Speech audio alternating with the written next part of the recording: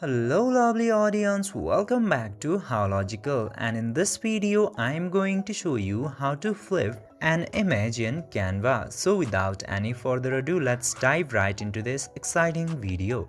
Now in order to flip an image in Canva, you just simply have to open Canva, and after opening the Canva, just simply create a new project or open any of the existing project into your Canva.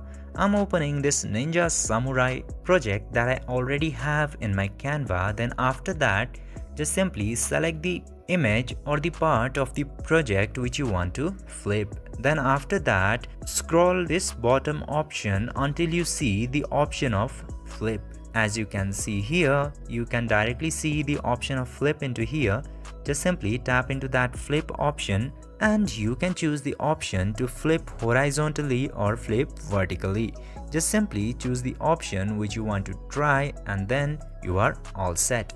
This way you can easily flip an image in Canva by following these very easy steps. I hope this video was helpful for you. If yes, don't forget to like, share and subscribe to the channel to never miss another update. Thank you for watching the video.